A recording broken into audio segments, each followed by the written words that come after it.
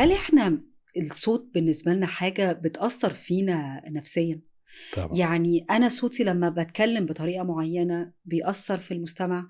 يعني بحس إنه في أوقات بعض القادة مثلا أو الشيوخ أو الأسس لما بيجوا بيتكلموا بطرق بيلعبوا بصوتهم أو بيستخدموا حاجات في الصوت. فإيه أهمية الصوت نفسيا؟ او لا، أو لأ؟ انه صح. بعضهم مش بيعمل ده وبتأثر جدا على المستمع. الصوت دي عنصر كبير جدا على المستمع، تأثير كبير جدا على المستمع، بيبقى جزء كبير جدا من القبول بيجي من الصوت.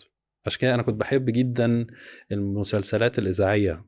أوكي. زمان كانت في آه. الراديو، انت بتسمعي المسلسل على الراديو مش بتشوفيه، وبتتأثر بيه.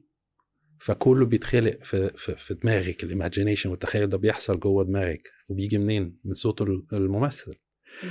فهو اللي بيخلق لك شخصيته وشكله ممكن يبقى عامل ايه، المشهد بيبقى عامل ازاي. فبيبقى في حمل كبير جدا على الممثل ازاي يتحكم في صوته وانه يديكي الاحساس ده. الفيجوال هو عنصر مكمل بعد كده، الصورة، بس هي جزء نفسي كمان وعاطفي ما اقدرش اشيله. بمر فترة وحشة في حياتي هتتسمع في صوتي. فأنت الصوت بيتأثر بالحالة النفسية اللي أنت طبعا فيها. ما اقدرش اشيله، ما اقدرش افصله.